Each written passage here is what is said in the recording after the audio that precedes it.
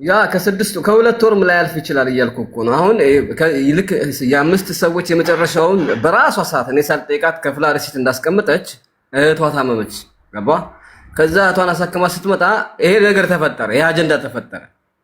በዚህ ሌባ እንትና እያልክ በየቤቱ ስም እየተፋፋ ይተጣጣ። እሱ ሌላ ጉዳይ ነው። እሱ ይኸውልህ መብረቁ አሁን ጆከር ከጆከር ጋር አሁን ጥያቄ እኮ ምን መሰለህ ይሁዳ ቤት አባታቸው ነበሩ ያኔ ሙኒት ያኔ አብረው በነበሩ ሰዓት እነዚህ ልጆች በየቤቱ እየገቡ ሲያለቅሱ እስከዛሬ የት አባታቸው ነበሩ ነው ጥያቄ። የኔም ጥያቄ ያነ ነው። እኔ አሁን ሰለቸኝ ምን እንደሆነ ታውቃለህ መብረቁ ሲጣሉ ሀቢባ ህገወጥ ደላላ ናት፣ ሙኒት ሌባ ናት፣ በአደባባይ የመጣች ሰው እየመሰለች በውስጥ የምትሰርቅ ሌባ ናት አለችን።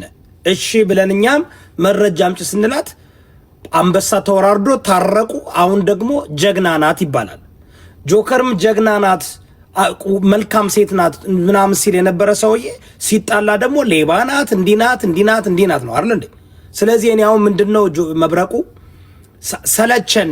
አሁን እዚህ ምን ይደረጋል? ሰዎች ማለት ነው እዚህ ጋር መጣው እርዱን፣ ሀቃችን አውጡን ይባላል።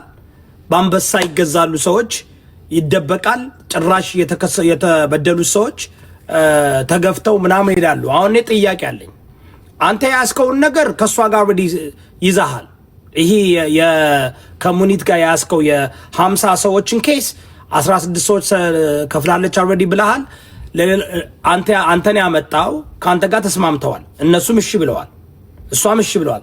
በቃ ያን ጨርሳችኋል አይደል? ጀስት ክፍያውን ብቻ ነው የምጠብቀው እንጂ ተስማምተው አልቋል፣ ጨርሷል አይደል? ያ በቃ እነሱ አሁን እነሱን ኬስ ተው።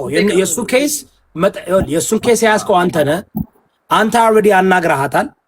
እሷን በአደባባይ አምናለች። 16 ሰው ተከፍሏል ብለሃል።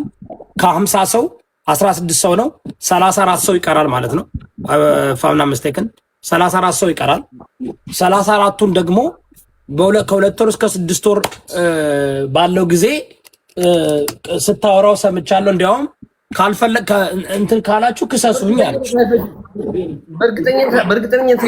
በእርግጠኝነት ሙኒት ይሄን ጉዳይ ከኔ ጋር በሰላም እስከያዘችው ድረስ 6 ወር ራሱ አይፈጅም ወንድሜ። የሚቸኩሉ ይኖራሉ። ሰሞኑን ይሄን ግርግር ቢያቆሙት ቀጥታ እየከፈለች ሪሲት እየላከች ተጨርሳቸዋለች። ገባ አይደለ?